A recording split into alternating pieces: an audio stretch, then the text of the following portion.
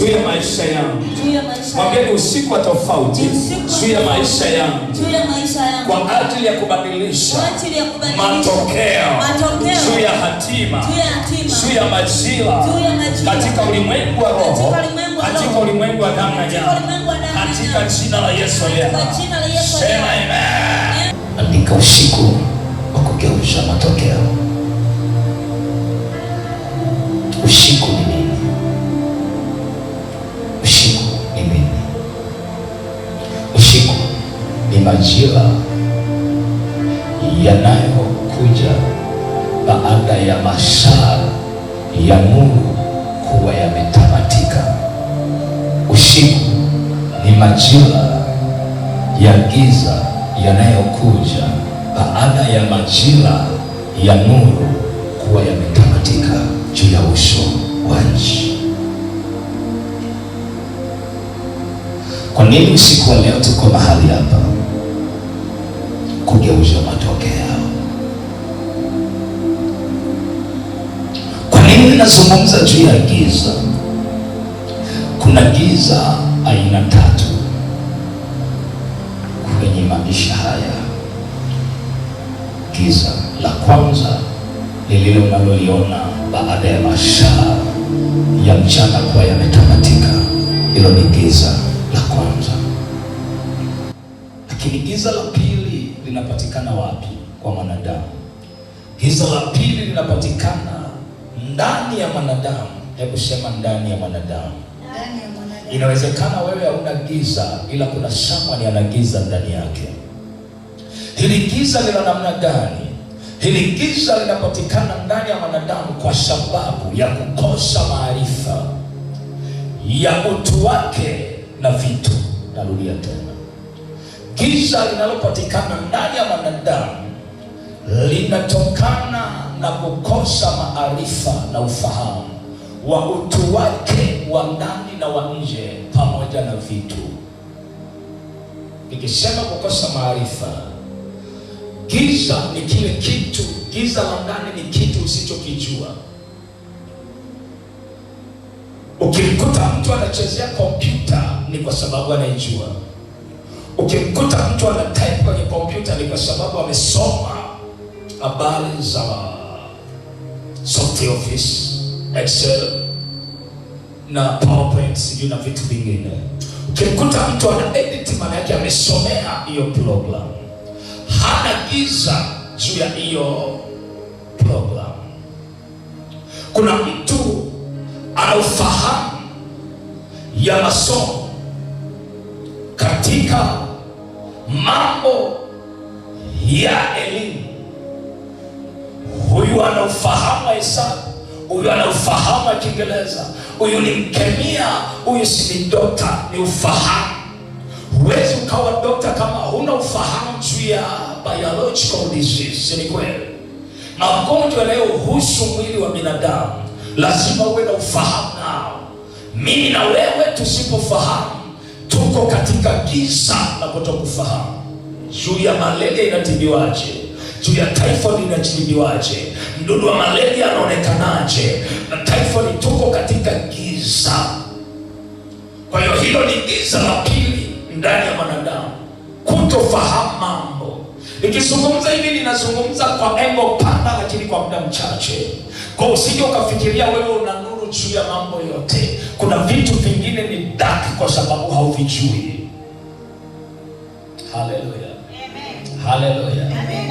Lakini katika engo hii kuna watu hawafahamu mambo ya giza juu ya maisha yao.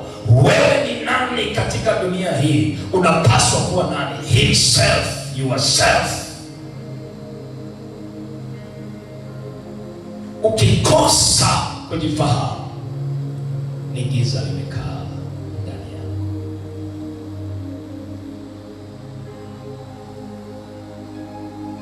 Ukiona mtu anadai baraka, amejitambua. Ukiona mtu anakataa mauti, ametambua. Ukiona mtu anakataa chochote, ametambua yeye ni nani kwenye ulimwengu wao. Ana ufahamu wa kulikataa giza linaloleta habari mbaya. Sema Yesu nisaidie. Yesu nisaidie. Kwenye maisha yangu. Kwenye maisha niweze kugeuza. Niweze kugeuza. Giza lolote. Giza lolote. Katika maisha yangu. Katika maisha. Katika jina la Yesu. Katika jina la Yesu. Sema amen. Amen. Sema amen. Amen. Sema amen. Amen. Lakini usiku wa leo nataka nizungumze juu ya giza la kiroho. Ambie jirani yako giza la kiroho. Ambie tena giza la kiroho. Hapa ndiko kwenye maisha ya uharibifu. Hapa ndiko kuna mauti. Hapa ndiko kuna magonjwa. Hapa ndiko kuna kila kitu kinachotengenezwa. Hebu sema nakataa. Nakataa. Sema ninavua. Ninavua. Kila giza la kiroho. Kila giza la kiroho. Nililonikalia. Nililonikalia. Juu ya afya. Juu ya afya. Juu ya kibali. Juu ya kibali. Juu ya baraka. Juu ya baraka. Juu ya mafanikio. Juu ya mafanikio. Juu ya kazi. Juu ya kazi. Juu ya huduma. Juu ya huduma. Juu ya kitu. Juu ya kitu. Juu ya biashara. Juu ya biashara. Na chochote kile ambacho kingekuwa na mafanikio na baraka juu ya maisha yako. Wewe giza. Moka. Poka. Achia kwa jina la Yesu. Sema amen. Nazungumza giza la kiroho, mahali ambapo wanadamu wanaharibikiwa.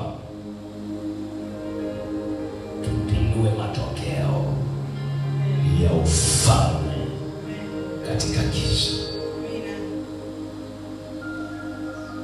Haleluya. Amen. Haleluya.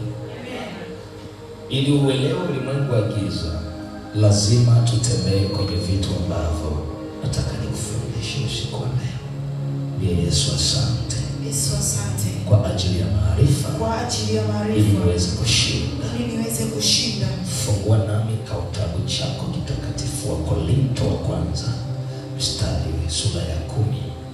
Wa Korinto wa kwanza, mstari wa 2. Sura ya 2. Mstari wa 10 mpaka 15. Hauwezi ukauelewa ulimwengu wa roho mpaka umekielewa hiki kitabu tena. Biblia inasema, ndio, lakini Mungu ametufunulia sisi kwa roho.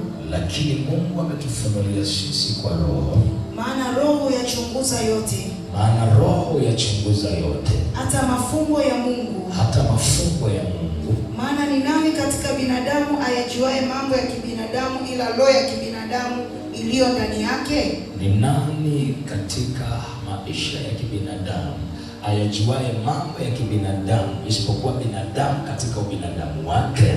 Vivyo hivyo na mambo ya Mungu hakuna yafahamuye ila roho wa Mungu. Na mambo ya Mungu hapana mtu anayefahamu pasipo roho wa Mungu. Lakini sisi hatukuipokea roho ya dunia. Bali roho atokaye kwa Mungu. Ila sisi tumepokea Roho Mtakatifu atokaye kwa Mungu. Makusudi tupate kuyajua tuliokilimiwa na Mungu. Sababu tupate kuyafahamu tuliobarikiwa, tuliokilimiwa, tuliostahilishwa na Mungu. Nayo twanena.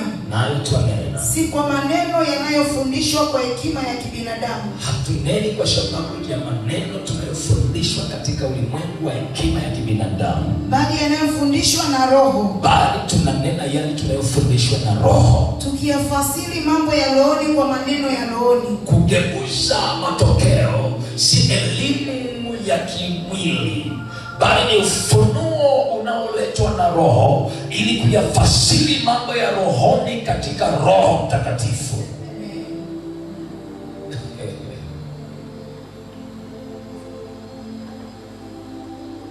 Kugeuza matokeo mabaya kwako si ujumbe, si message ya PJ amekaa katika damu na nyama. Ni ufunuo umeletwa na Roho, kwa sababu ameyachunguza mafumbo ya Roho wa Mungu, akayachunguza na mafumbo ya roho zinazokutesa, alafu akaleta message. Lazima tugeuze matokeo. Endelea. Basi mwanadamu wa tabia ya asili. Nisikilize. Mwanadamu wa tabia ya asili hayapokei mambo ya roho wa Mungu. Mwanadamu wa tabia ya asili, umwambie naenda mkeshani kufanya nini, hayapokei. Nitakwambia kwa nini tuko hapa usiku, nitakueleza kibiblia. Alafu ujione anguko lako na kufeli kwako ni kwa sababu hautumii usiku. Ushawahi kuona mchawi anaruka mchana? Ushawahi kuona mwanga anaruka mchana? Kwa nini wanaijua giza? Kuna ajenda kubwa sana ya kiroho katika giza. Endelea kusema. Maana kwake huyo ni upuuzi. Maana mwanadamu wa tabia ya asili ya mwilini hayapokei mambo ya roho, maana kwake ni upuuzi. Wala hawezi kufahamu kwa kuwa yatambulikana kwa jinsi ya rohoni. Wala hawezi kufahamu, yaani ukimwambia kuna mkesha wa kupindua matokeo.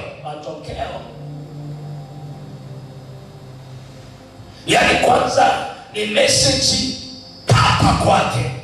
Neno analielewa, ila ni fumbo la roho kwake hawezi kulielewa.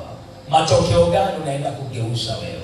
Umekuwa mcheza mpira, umekuwa refa, maana ndo maswali atakayokuuliza. Umekuwa refa, umekuwa mcheza mpira, nini unaenda kufanya? Yaani mbona siku hizi kungekuwa na sarakasi? Ila nisikilize, neno hili halijafunuliwa kwa sababu eti nimeshiba ugali. Limefunuliwa kwa sababu Roho ameyachunguza mafumbo ya Mungu ya mbinguni, akasema lazima kuna kitu kihappen. Neno lisimame katika kupindua. Tupindue nini? Tupindue uchawi, tupindue matokeo yaliyosimama, tupindue mashauri yaliyosimama, tupindue maombi yaliyoombwa, tupindue uchawi uliosimama.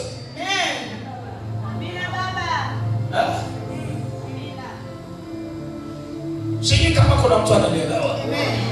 Ameyachunguza mafumbo. Nisikilize, hii message sio ya PJ, ni ya kanisa Eliola. Kwa hiyo haina maana ya kusema ni ya kwako peke yako, lakini ni ya kwako kwa mambo yako, ni ya kwako kwa mambo yako, ni ya kwako kwa mambo yako. Lazima yapinduliwe tena. Si kwa sababu ya mapenzi ya kibinadamu, si kwa sababu ya ubinadamu wa asili. Asili ni nini? Si unajua ile dini umezaliwa nayo ni asili yako. Kupokea mambo ya rohoni. Yatima kesho wetu umeshaga saa 6. Bwana wewe na nenda na amani. Matokeo ni yale yale, umaskini uko pale pale. Wewe ndio kesho wetu tunauelewa. Hamna kusumbua wachawi, hamna kelele. Mnapiga ibada hapa, wachawi wanaroga hapa. Hamna nini? Hakuna mambo yaliyochunguzwa na Roho Mtakatifu. Hakuna ufunuo utokao mbinguni kwa ajili ya kupindua matokeo. Endelea kusema. Anasema lakini mtu wa rohoni huyatambua yote. Lakini mtu wa rohoni huyatambua yote. Wala yeye atambuliwi na mtu. Mtu wa rohoni, acha niseme, yaani siku mchawi akianza kukutambua hauna maajabu. Yeye ni wa rohoni gizani. Anakutambuaje wa nuruni? Wa nuruni jitengeneze kutembea kama mshale. Wa nuruni jitengeneze kutembea kama moto. Wa nuruni jitengeneze kutembea kama kiumbe fungus. Akikutazama kama vile unageuka, akikuangalia kama unaenda, akigeuka macho yako kama moto, akiangalia masikio kama yanawaka moto, akiangalia macho yako kama yanatoa mishale. Sasa hili jitu linabaki linasonya tu, anaondoka. Hiyo neema ikukalie. Sema napokea. Nageuza matokeo ndani ya utu wako. Macho yako yawe na miale ya moto. Usitambulikane na wachawi. Macho yako yatoe mishale ya moto. Kinywa chako kitoe moto. Kinywa chako kiwe na mamlaka. Usitambulikane kwenye satellite zao. Usitambulikane na wachawi wa mtaani.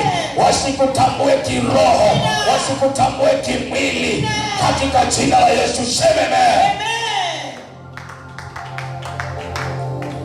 Jitu la kiroho wakibahatika kuingia chumbani kwako ukiwa umelala, unaona kama uko macho, tena unaongea repasha katarabasaya, wasema bado liko macho hili. Kipindi wanasema bado uko macho, wewe umelala, unawaona kwenye ulimwengu wa roho, maana wamekukuta kwenye ulimwengu wa roho, mmeonana kiroho, maana wewe ni virus. Ninakuombea hiyo neema, pinduka matokeo kwa jina la Yesu.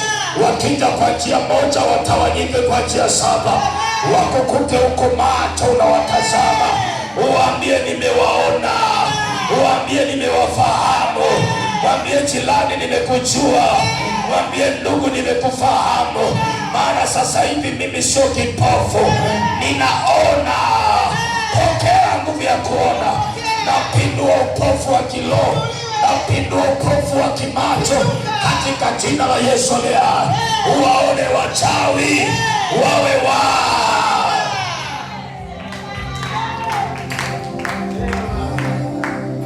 tena, wakija na kanguo kao wamefunika tu hapa, mimi nimewaona, nimewaona, nimewafahamu.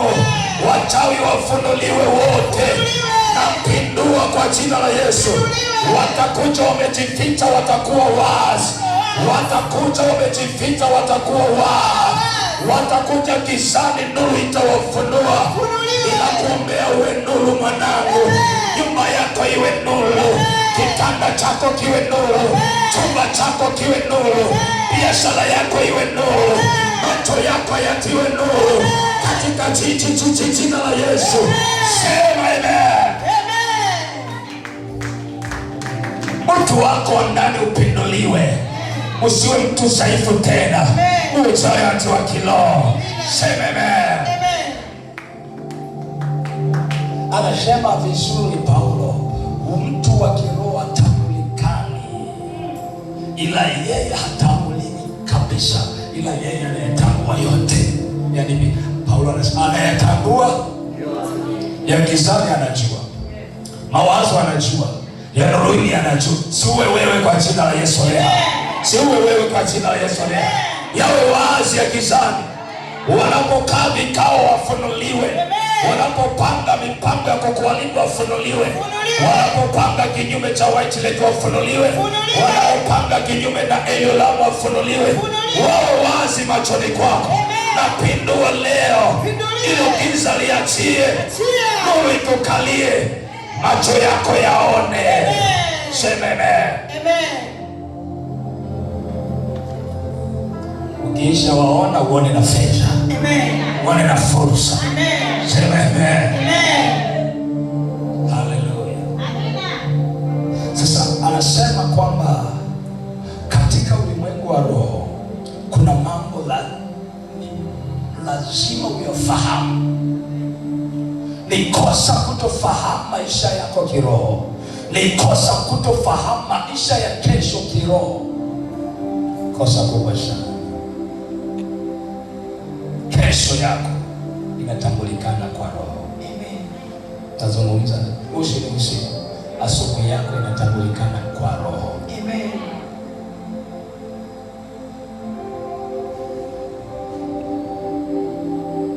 Haleluya. Amen. Haleluya. Amen.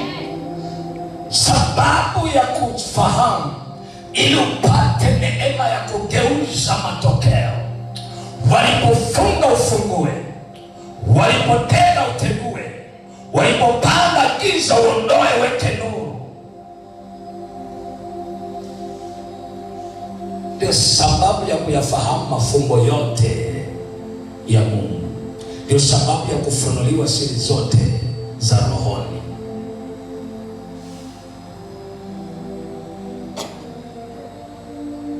Haleluya. Amen. Hapa naenda sasa, sijui kama utanisikiliza. Inawezekana ukasafiri mpaka mwaka 92. Hapa ninapoenda, inawezekana ukasafiri mpaka miaka 92 ya pale tatizo lilipoanzia.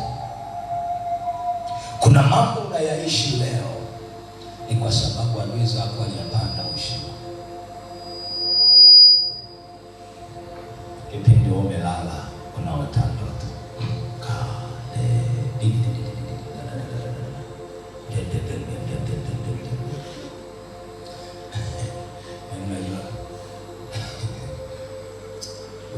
Uswahilini wewe. Chumba cha huko nasikia huko ndende. Sio najua zile nyumba zimepakana chochote tu. Kuna kazi huko. Yaani ndende.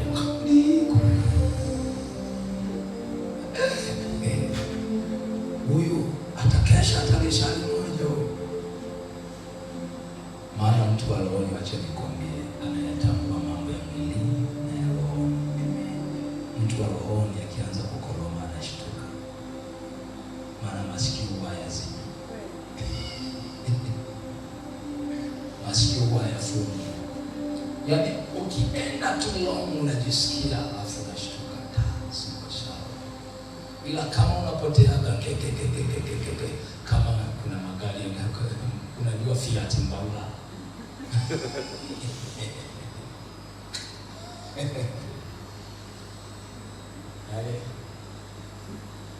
Kuna watu wanataka kuishi. Wale wameolewa na vitu vinavyo kama Fiat.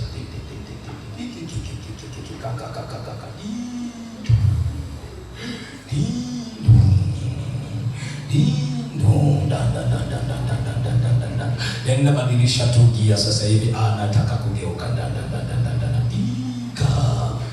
hata lishali moja. Mungu akutoe mahali hapo. Amen. Warohoni anasikia, masikio yake huwa hayafumbi. Ukigeuka tu mwemo anasikia siko sawa. Wote warohoni hawezi akamolota mara 3 hajashtuka.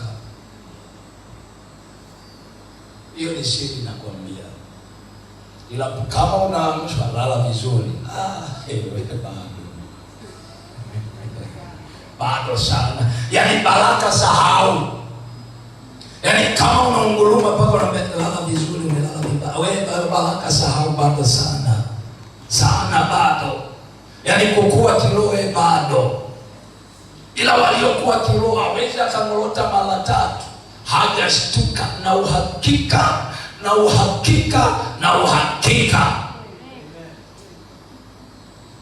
Nimekaa kwenye darasa la wachungaji walio rohoni wote, akimolota moja ameshtuka.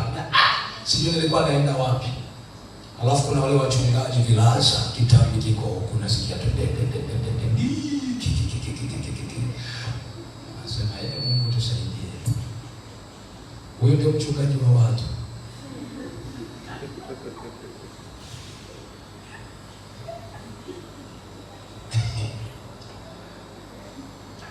Sasa au washirika wake washikwa na kwaje? Nisikilize, kama unataka kumtumishi jitengeneze. Anza kukataa. Yaani mwambie tu Mungu, kama na morota ni Bwana niondolee tu ili tanzi. Ili tengo niondolee. Hii aibu niondolee. Utaenda kwa watu watakushangaa maisha my daughter. Huyu ndio mtumishi uliotuletea saa 8 kama treni inapanda Salanda. Nabii ndio umetuletea hiki kitu. Ambia kwa kweli hatujalala nabii. Nini mtumishi uliotuletea? Mnamjalala kwa upako, ambia ngoja upako. Chumbani hatajatosha. Nini milindimu? Sisi kama aliamka atakuomba, maana tulibidi tumwamshe ili mradi sasa tulale. Bado sana. Nakwambia ukweli. Hata kama mume wako anamolota habari ya baraka utasahau.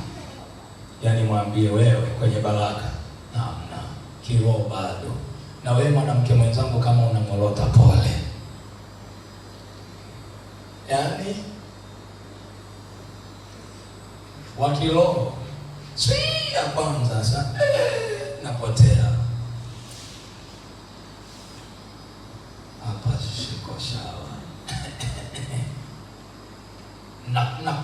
na molotaji. Kuna nini nataka niibiwe? Usingizi wa kumolota unatoka wapi? Kata hizo kata. Ukianza kukataa hizo unakuwa chombo cha Bwana kabisa. Amina. Hii hautaambiwa na wachungaji wa morotaji, watakwambia ni uumbaji. Ni uumbaji. Ni uumbaji. Hata babu yako alikuwa na morota. Yaani yanatengeneza nini? Ila wasaka baraka. Hamna hicho kitu. Unalaliwa na mimi sitaki ulaliwe. Amen.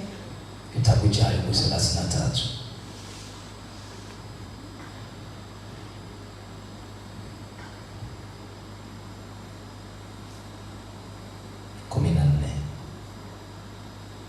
Biblia inasema, ndio, kwa kuwa Mungu hunena mara moja. Ndio. Naam. Naam. Hata mara ya pili ajapokuwa mtu hajali. Hata mara ya pili ajapokuwa mtu hajali. Endelea. Katika ndoto. Katika ndoto. Katika maono ya usiku. Katika maono ya usiku. Usingizi mzito uwajiliapo watu. Usingizi mzito uwajiliapo watu. Katika usingizi kitandani. Katika usingizi kitandani. Ndipo huyafunua masikio ya watu. Ndipo huyafunua masikio ya watu. Endelea. Na kuyatia muhuri mafundisho yao. Na kuyatia muhuri mafundisho yao. Endelea. Ili amuondoe mtu katika makusudio yake. Ili amuondoe mtu katika makusudio yake. Na kumfichia mtu kiburi. Na kumfichia mtu kiburi. Yeye huizuia nafsi yake isiende shimoni. Yeye huizuia nafsi ya mtu asife kwenye ndoto. Na uhai wake usiangamie kwa upanga. Lakini pia huizuia habari ya uchawi usikupate kwenye ndoto. Huzuia, husema mara moja. Alafu ukiwa jeuri na kiburi anasema mara ya pili. Usipoelewa, nasema nimempa taarifa. Neema inatosha. Rudia kusoma mtu anielewe, alafu niende kwenye neno ninayotaka kusema. Rudia kusoma. Kwa kuwa Mungu hunena mara moja. Kwa kuwa huyu Mungu tunayegeuza matokeo leo atanena tena, atasema ndani yako, atanena mara ya kwanza. Naam. Naam. Hata mara ya pili ajapokuwa mtu hajali. Atazungumza mara ya pili hata kama haujali, kwa njia ile anayotaka. Katika ndoto. Moja. Katika maono ya usiku. Mbili. Usingizi mzito uwajiliapo watu. Katika usingizi kitandani. Ndipo huyafunua masikio ya watu. Ndipo huyafumbua masikio ya watu. Na kuyatia muhuri mafundisho yao. Kuyatia muhuri mafundisho yao. Ili amuondoe mtu katika makusudio yake. Hallelujah. Na kumfichia mtu kiburi. Kumfichia mtu kiburi.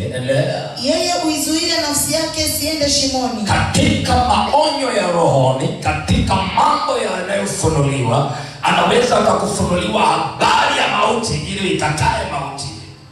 Na uhai wake usiangamie kwa upanga. Akakufunulia habari ya mateso ya kuangamia ili ukatae kuangamia kwenye njozi na kwenye maono ya usiku wa manane. Mangapi umefunuliwa katika hili? Inasema kwa kuwa Mungu husema wakati huu kwa njia moja, au wakati mwingine kwa njia nyingine, ingawa mwanadamu asielewe.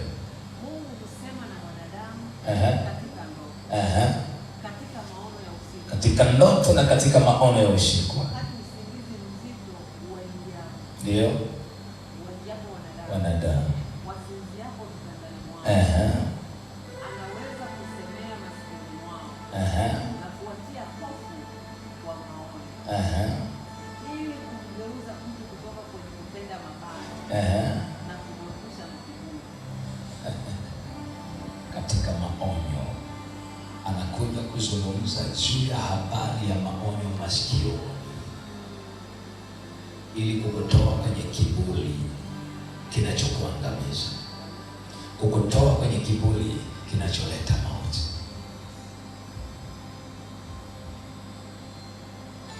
Mara ngapi yamefunuliwa umetekeza?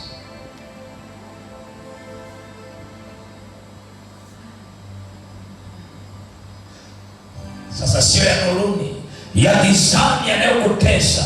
Mangapi alifunuliwa kwenye ndoto ili usiangamie? Kateksi kama kuomba, uliomba kawaida, sintakufa, sintaharibika, Mungu uko upande wangu.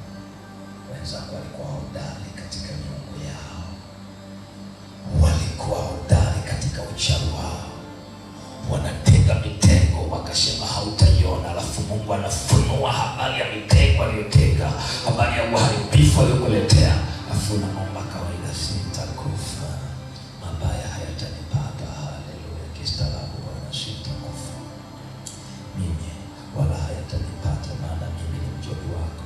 Nakataa. Kipindi unasema nakataa, kuna deal inaingia, unaanza kuposesha habari ya deal, habari ya kiroho umeiacha.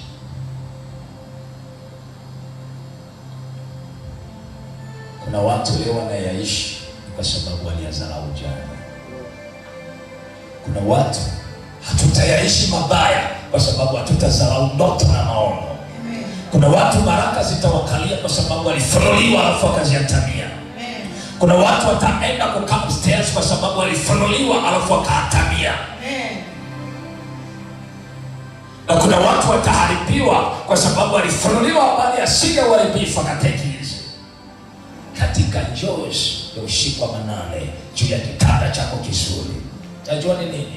Farao akaota ndoto juu ya habari ya utawala wake katika kitanda chake.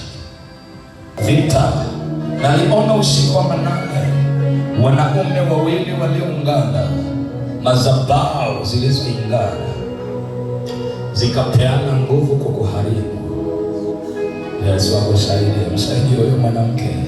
Hayuko sawa, ni roho itendayo kazi, inajua inachokifunua. Mganga aliyekuja, wanaume wawili sema tunapindua huyo mganga afe, huyo mganga afe, tunapeleka bahari, mazao ya wakote wa kilinge chake kipindwe, huyo mganga afe, apigwe baifa, tunapindua, tunageuza matokeo, aibu walioileta, mauti walioileta, giza walioileta.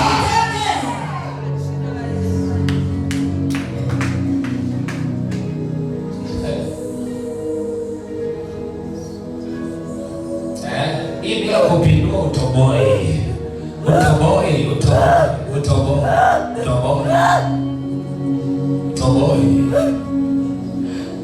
Nasimama, ninanena tena, ninaipindua hii juu yako. Naipindua hii juu yako. Madhabahu inayofanya vita na wewe, madhabahu ya kiganga iliyopiga giza, iliyofunika, iliyokufunika,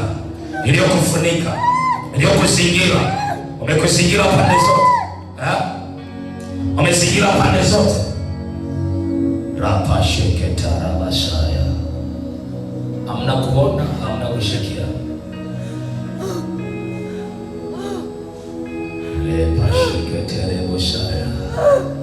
Wewe pepo, giza lilotumwa na livua ndani yako, acha nimsaidie huyo alafu tuende. Maana hili vita iliyofunuliwa sitaiacha. Sasa nikisema fire. Sukuma moto. Sukuma moto. Sukuma moto. Sukuma moto. Sukuma moto. Kule nyumbani kwake. Peleka moto. Madhabahu ya wanaume mchawi iliyoinuka. Madhabahu ya mganga. Huyo jirani. Huyo mganga. Mwanamume. Huyo jirani. Mganga kutoka Tanga. Peleka nawe. Tuma moto. Tuma moto.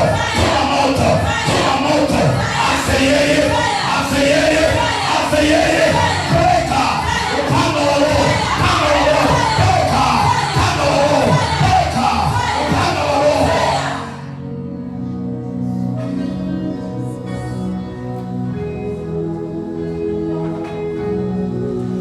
Unajua nilipokuwa kwenye yale maombi nikamwambia na kuamuru sasa mauti toka ndani yangu.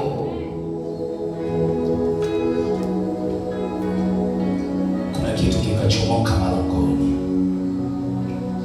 Ghafla sauti ikaniambia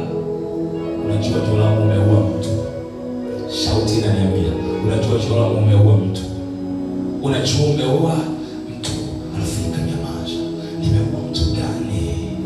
Kaambia Bwana, waovu wanalipwa sasa na matendo yao. Kama mtu amekufa ni kwa sababu ya matendo ya waovu. Amen. Nikikwambia hivi, siwezi kukwambia maana utaenda kutangaza. Amevunwa mtu usiyemtarajia. Amen. Amevunwa binti, funguliwa. Leta mahali hapa. Funguliwa. Naondoa upanga wa mauti usiwe juu yako katika jina la Yesu. Waliokufunika macho usione, ninageuza uwezo wa Mungu juu yako. Mabaya niliyoondoa katika jina la Yesu aliye hai. Upanga wa mauti hautakuwa juu yako. Uwe juu ya mtesi wako. Sema amen. Piga kelele useme fire. Aya pili sema fire. Aya tatu sema fire. Sema upanga wa Goliati uwe juu ya Goliati. Sema upanga wa Goliati uwe juu ya kichwa cha Goliati. Mara ya tatu sema upanga wa Goliati uwe juu ya shingo ya Goliati. Katika jina la Yesu leo hautarejea adui yako. Sema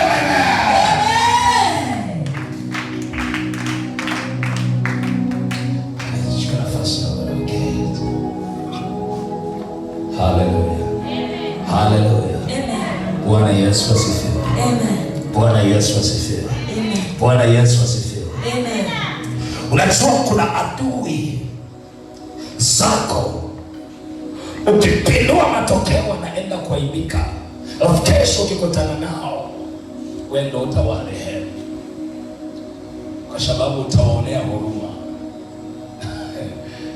Utawaonea nini? Huruma. Lakini nikwambie hivi, mchawi anaona vile unataabika, hakuonei huruma.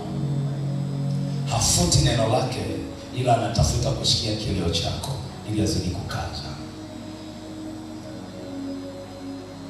Inua mkono wako, sema Bwana nisaidie. Bwana nisaidie. Juu ya adui yangu aliyeinuka kinyume changu, shauri lake ninalibatilisha. Nageuza matokeo uliyokusudia. Aibike mwenyewe. Aibike mwenyewe katika jina la Yesu. Yoyote aliyokusudia juu ya maisha yangu hayatasimama katika jina la Yesu. Sitainama mbele ya adui yangu, nitasimama na ujasiri, nitakuwa baraka katika jina la Yesu. Sitainama kwa kukosa pesa, kwa kukosa biashara, kwa kukosa utajiri. Sitakuinamia wewe mtesi wangu uliyeniloga, uliyenifunga. Ninaharibu kazi yako, nageuza leo, napindua matokeo, naharibu uchawi ndani yangu, naondoa giza ndani yangu katika jina la Yesu.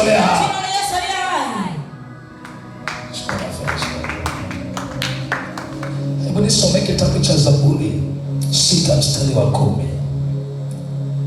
Hizi ni prayer points, alafu tutasimamia. Nilisema nina session 3, alafu tutaenda mahali ambapo oh my Lord. Sasa Biblia inasema, ndio, adui zangu wote wataaibika na kufadhaika. Nimesema adui zangu wote. Adui zangu wote. Napindua.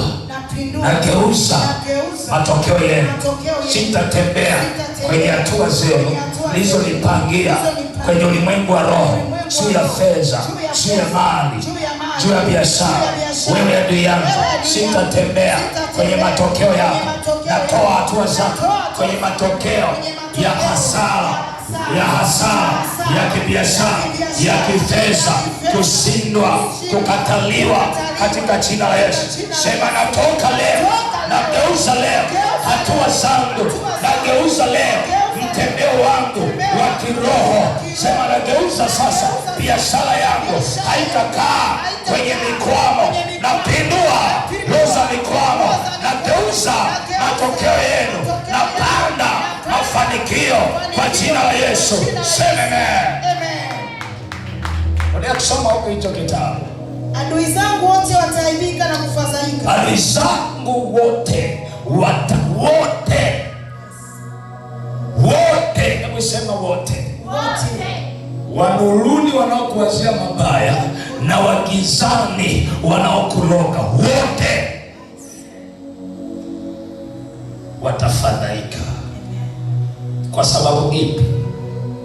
Hautafeli, hautaaibika, hautapatwa na madhara, hautapatwa na matatizo.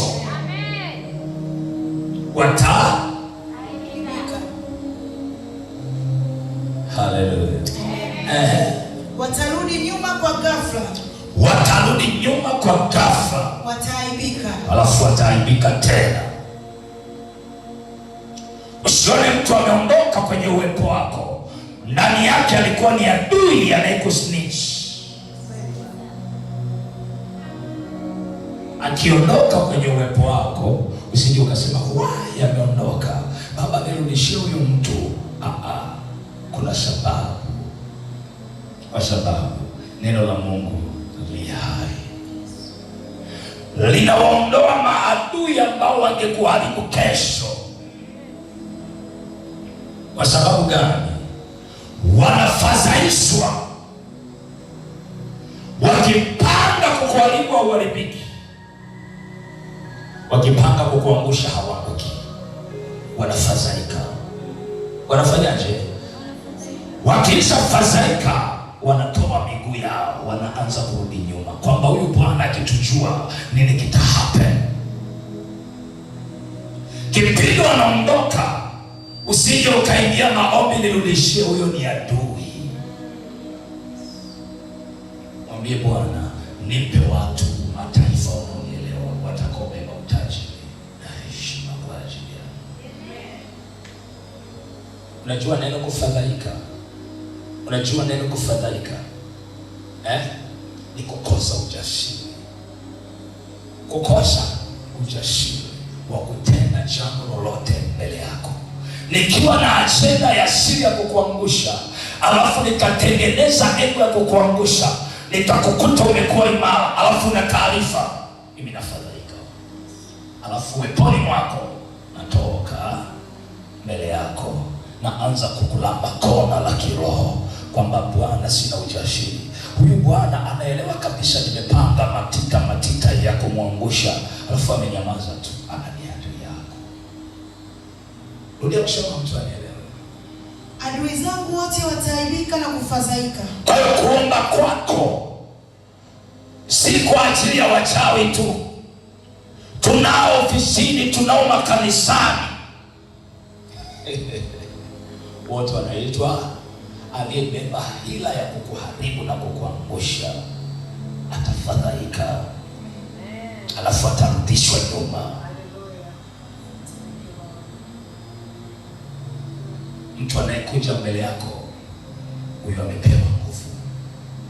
Huyu Mungu amekupa, ana nguvu ya kukuvusha, anajua unakoenda, ndio maana yuko na wewe. Sema nakataa adui yangu yoyote, uwe wa nuruni, uwe wa gizani, ninakufadhaisha, hautafanikiwa. Juu ya anguko lolote uliloliandaa, juu ya aibu yoyote, juu ya uharibifu wowote, ninakufadhaisha. Wewe adui yangu, uwe wa jirani, uwe wa kanisa, uwe mtaani, mahali popote, katika jina la Yesu ninakurejesha nyuma. Toka mbele yako.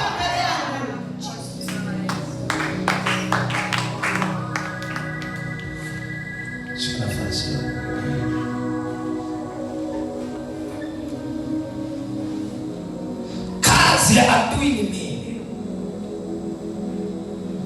Ni kukufanya uiname mbele yake, ubao mbele yake, kwamba Samueli ameshindwa, Samueli ameharibiwa. Kwa nini ugeuze matokeo? Sema sitainama. Sitainama. Sema sitainama. Sitainama. Unajua kusema tu sitainama, unageuza matokeo. Kama kuna Samueli ulimuinamia kwa sababu ya uchawi na nguvu alionayo na kutoa leo kwenye hiyo kodi kwa jina la Yesu. Hautainama kwa sababu ya uchawi wake. Hautainama kwa sababu ya chochote alichobeba. Ninamjua huyu Yesu ninayemtumikia. Nina hakika na huyu mwamba ninayemtumikia. Hata kama wamejua anguko lako, hautawainamia. Hata kama wamejua chochote chako, hautawainamia. Hata kama wamejua mahali pa kukuloga hautawainamia, maana yuko mwanaume Yesu atakupa kibali. Ulipoinama akuinue tena.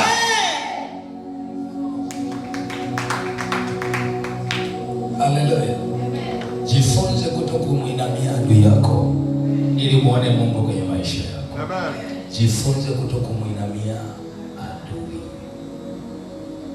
Siku ukimuinamia adui umeondoa kitu cha Mungu ndani yako, maana umebao juu ya adui yako. Kwa hiyo Mungu hana nafasi kwako, maana kipindi unainama unamuinamisha na Mungu wako.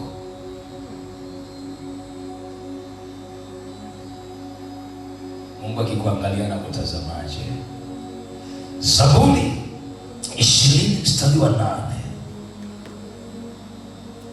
Biblia inasema, ndio, wao wameinama na kuanguka. Nisema adui zangu mnainama na kuanguka. Adui zangu mnainama na kuanguka. Usipojua mstari, wewe mlokole watakuingiza kwenye hilo tundu. Wataichukua nguvu yako, jina lako watakusweka kwenye hilo andiko. Wao wameinama. Eliolama tutainama kwa jina la Yesu. Amen. Whitelake tutainama kwa jina la Yesu. Amen. Biashara yako itainama kwa jina la Yesu. Amen. Binti yangu, kijana wangu, utainama juu ya adui yako. Maana wao ndio wanainama. Amen. Nageuza matokeo leo. Waliokuinamisha na kataa, ninaiuisha nafsi yako. Ninageuza kibali chako. Ninageuza utumishi wako. Ninageuza heshima yako. Ninageuza akili yako. Ninageuza, napindua, nageuza. Heshima ikurejee, heshima ikukalie, kibali kikukalie, mabaya ya kuache.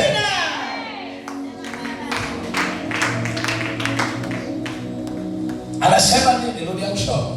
Wao wameinama na kuanguka. Wao wameinama na kuanguka. Bali sisi tumeinuka na kusimama. Sisi tumeinuka na kusimama. Yes. Sisi, hebu sema mimi. Mimi. Usiku wa leo. Usiku wa leo. Ninapindua matokeo ya kuanguka. Ninasimama tena. Simama kibiashara, simama kihuduma, simama kimaisha, simama juu ya baraka, simama, simama tena, simama tena. Ninakusimamisha tena, ninakurejesha ulingoni tena, kwenye ulingo wa biashara tena, kwenye ulingo wa maombi tena, kwenye ulingo wa huduma tena. Simama.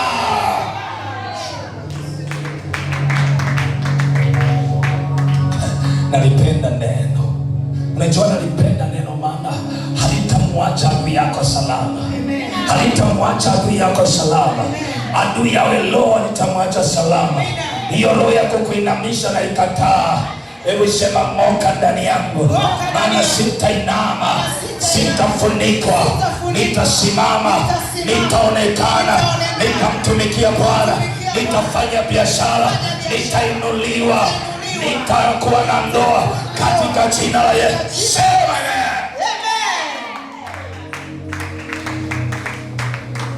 unanielewa kama tunapindua najua kama tunageuza sijui kama unanielewa engo niliyokaa. Anasema wao wanafanyaje? Kama una majina ya adui zako, you need prayer points, weka majina. Wao wanainama kila sambari, wanainama. Kanyaga hapo, adui yangu unainama. Hautaonekana, hautapata kibali, hautafanikiwa, hautaona njia, hautaona maono, hautayaona. Hivi unawajua wachawi wanachokifanyaga?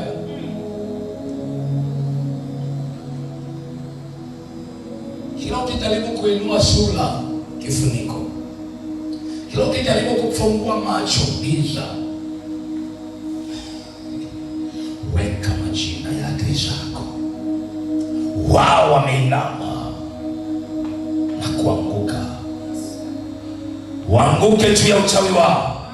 Waanguke juu ya mipango yao. Waanguke juu ya maombi yao. Wanaotuombea mabaya waanguke wao.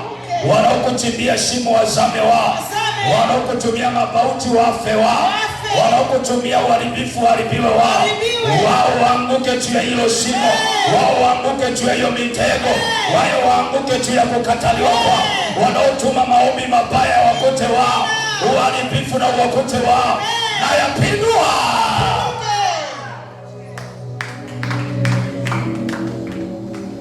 Hebu rudia kusoma hapo kwa kitabu tuelewe. Wao wameinama na kuanguka. Wao wameinama. Adui wa Elola, adui wa PJ, adui wa watoto wa PJ, wao wanainama na kuanguka maikari. Ninawacheka kwa sababu hawatakuja kusimama juu ya jambo lolote. Nayaangusha mipango yao kwa jina la Yesu. Hawatasimama kiroho wala kimwili. Mipango yao ninaiangusha. Roho wa Bwana yu juu yangu, amenipaka mafuta tena. Ninalinena neno kwa Roho wa Bwana. Nimepakwa mafuta na neno la kinabii juu ya adui zako. Wao wanaanguka, mipango yao inaanguka, uchawi wao unaanguka, uganga wao unaanguka, silaha zao zinaanguka, maombi yao hayatafanya kazi. Neema ya Bwana ikuzukie juu yako, uharibifu utaukupata wewe, yawarudie wao. Ninayageuza yawapate wao, nayageuza yawakute wao. Adui zako kwa majina yao, adui zako kwenye vikao vyao, adui zako kwenye maombi yao, adui zako kwenye madhabahu zao, waende nayo yawageukie wao. Giza litoke malangoni kwako, giza liachie maisha yako, uchawi na maneno yao yasikusike. Na yapindua, na yageuza, na yabatilisha, hayatasimama katika jina la Yesu. Sema iwe kwako mwana, iwe kwako, iwe kwako, iwe kwako. Shakatarabashaya. Hawa ni nini? Maadui. Tusipopindua utabaki umeinamishwa na kuanguka. Kila ukitaka kusimama kibiashara chali, kila ukitaka kusimama kihuduma chali. Kwa sababu gani? Yuko mtu anapindua, yuko mtu anaangusha. Atukubali ushikone. Sema na kupindua, na kupindua, na kupindua. Uliyekaa juu ya kiti cha baraka, hebu pindua hicho kiti kwa imani. Repashakatara Masaya. Uliyekaa kwa ile ulimwengu wa roho, ukafunga na kuomba, mabaya hayatanipata PJ, giza halitanipata Eliolabu. Na pindua, pindua. Uliyekaa kupanga mabaya, pindua, pindua, pindua. Mwambie sitainama, mwambie sitaanguka, sitaanguka kwenye huduma, sitaanguka, sitaanguka kibiashara. Mwambie yawe, mwambie Bwana, sitaanguka kihuduma kwa jina la Yesu aliye hai. Ninakupindua, ninakupindua wewe adui yangu kwa jina la Yesu aliye hai. Pinduka, pinduka, sitakuinamia, sitakuinama yako kwa jina la Yesu aliye hai. Mwambie wewe adui sitakuinamia. Vile nimekupindua leo, hautakuja kuinuka, hautasimama, utakuwa na nguvu tena. Kinywa chako kitakuwa na nguvu. Nafuta kinywa chako kisiwe na nguvu juu yangu. Na kipindua kinywa cha adui, kinywa cha adui yako, kinachonena laana, kinachonena mabaya, kinachonena mauti, kinachonena uharibifu. Kinywa cha adui yako chenye nguvu ya maombi, chenye nguvu ya uchawi, hicho kinywa ninapindua usiku wa leo, usiku wa leo, usiku wa leo. Sema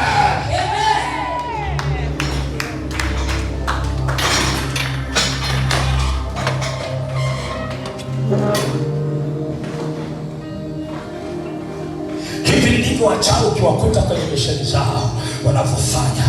Hapa tunakaa Loloni. Sema amen. Sema amen. Ukitaka kujua haya, kaulize wachawi wanavyopinduliwa. Wapinduliwe juu ya anga, misafara yao ipinduke. Wao wanatembea na ungo, wapinduke. Tanzania na vijiji vyake wapinduke. Ramani za Bwana ziwafate. Wao wanatembea na ungo, wapinduke. Wao wanatembea na fagio, wapinduke. Magari ya wachawi yapinduke. vilinge vyao viwake moto, wapigwe kwa radi kwenye vilinge vyao, yapinduliwe vilinge vya kichawi vinavyokaa vikao, wanaporoga White Lake, wanaporoga Changanyikeni, vilinge vya waganga, vilinge vya wachawi vinavyotuma matatizo, vipinduliwe leo.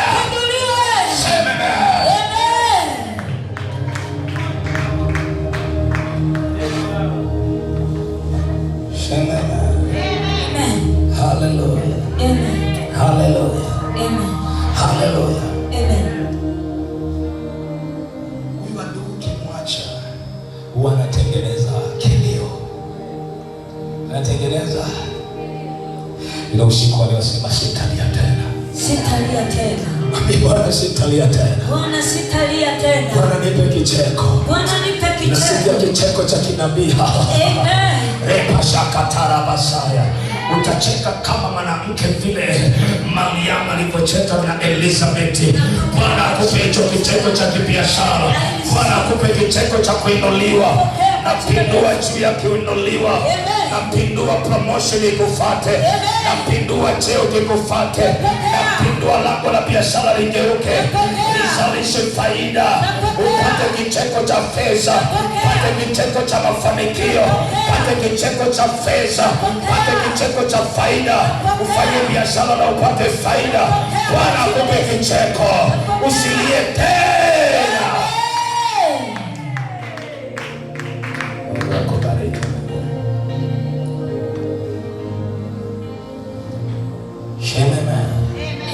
Zaburi 64:5. Biblia inasema, ndio, walijifanya hodari katika jambo baya. Sikiliza. Walijifanya hodari katika nini? Jambo baya. Walijifanya hodari katika nini? Jambo baya. Ushauriana juu ya kutega mitego. Wanashauriana juu ya kutega nini?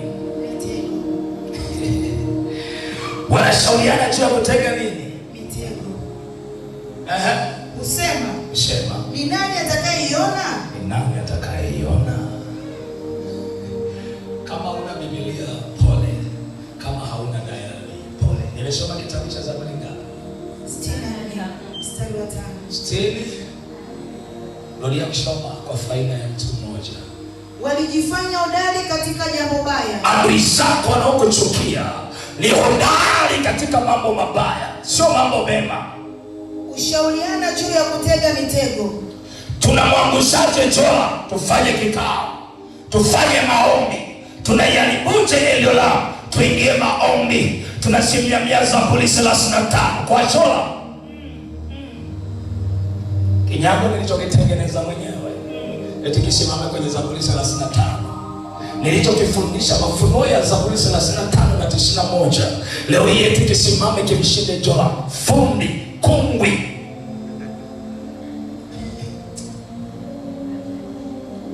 Inawezekana. Niliyefungua pepo. Watu niliowatoa pepo madhabahuni leo hii wakae kikao na wenyewe wanasema tunasimamia Zaburi 35 na Zaburi 91 ili kuibomoa Eliola, tuwanyofoe, kila mmoja asambaratike, Joram wabaki peke yake. Sasa Zaburi hiyo inasemaje? Hebu nisikilize, alafu wapeleke taarifa. Wao wamesimama kwenye Zaburi 35, mimi nasimama kwenye Zaburi 64 mstari wa 5. Inasemaje? Walijifanya hodari katika jambo baya. Walijifanya hodari katika jambo baya. Ushauriana juu ya kutega mitego. Wanashauriana juu ya kumharibu Joram na Elio. Joram haribiki, mimi na agano. Amen. Ukijaribu kumchafua Joram, unajichafua kwa sababu ya agano. Ukijaribu kumharibu, unajibomoa mwenyewe kwa sababu ya agano. Hii kazi ni ya Master Jesus.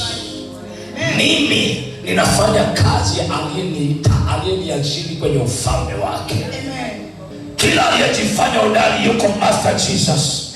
Yuko Yesu mwanaume wa wanaume. Niko picha mahali hapa kwenye agano na Bwana. Kila aliyehodari wa uchawi anaharibiwa yeye. Kila aliyehodari wa maombi anaburuzwa yeye. na wakokota msalabani. Yuko Bwana anageuza matokeo yao, nageuza uwezo wao, nafuta kiwango cha kiroho, nafunga vinywa vyao, nageuza kibali katika jina la Yesu aliye hai. Nageuza walichotoka nacho kwenye ulimwengu wa roho katika jina la Yesu aliye hai. Sema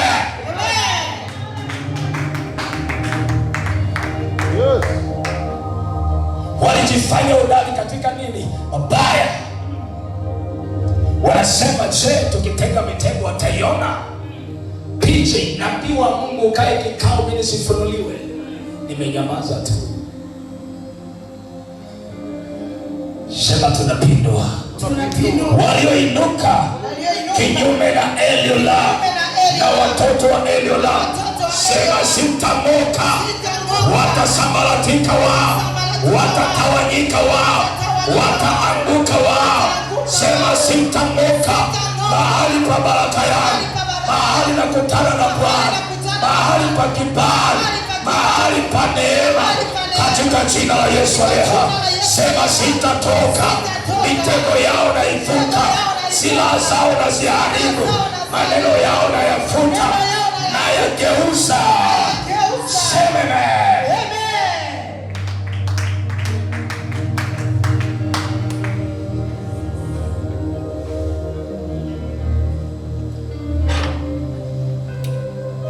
Siku moja niliongea neno gumu. Wewe ni mtumishi, nikakufungua, nikagonga pepo, nikatoka. Hivi unajua engo niliokaa mpaka Mungu akanisemesha una pepo. Siwezi kulichukua, ngambia wewe nilikotoa njoo hapa. Suli kuja tu na jina.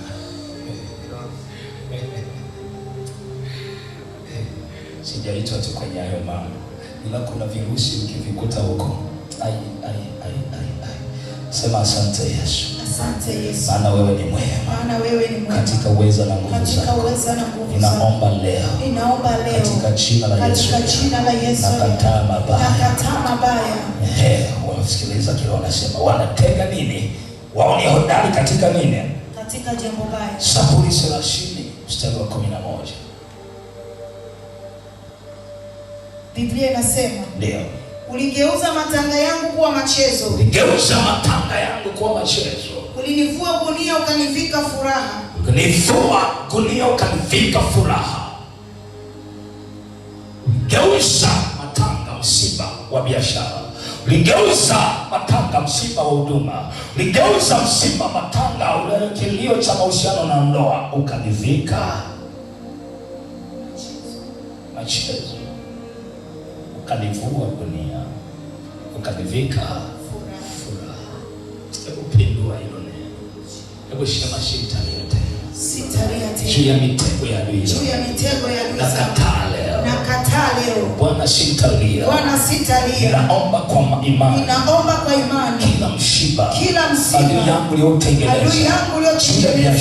juu ya biashara sitalia tena. Maana Bwana unanivua msiba wa kiuchumi, msiba wa huduma, msiba wa biashara, msiba wa taasisi, msiba wa ndoa, msiba wa huduma.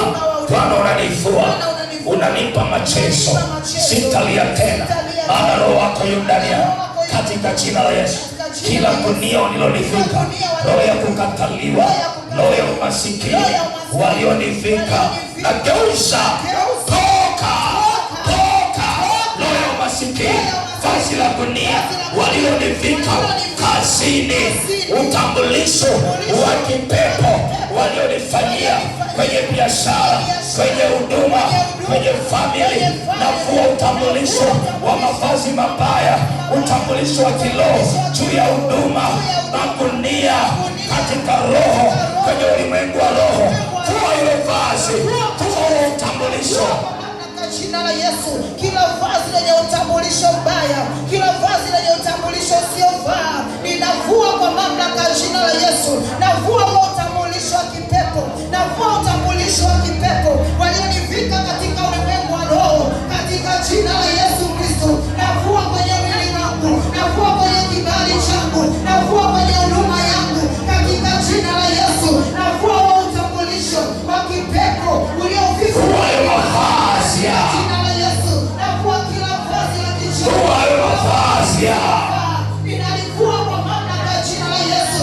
Vua vazi ya kiroho, hiyo gunia waliokuvika, hiyo roho ya kukataliwa na umasikini, hilo vazi linalokutambulisha kiroho kasini, livue, likatae, mwambie Bwana, ninavaa vazi la furaha, ninavaa vazi la furaha, vazi la heshima, vazi la utajiri, vazi la kibali, vazi la neema, vazi la kuinuliwa, vazi la huduma, vazi, hilo vazi la heshima, hilo vazi la utukufu, hilo vazi la dhahabu, hilo vazi. Nalivaa kwa mamlaka ya jina la Yesu Kristo aliye hai. Navaa usiku wa leo hilo vazi la heshima, ninalivaa katika jina la Yesu. Navaa vazi la kibali, navaa vazi la heshima katika jina la Yesu Kristo. Sema amen. Amen.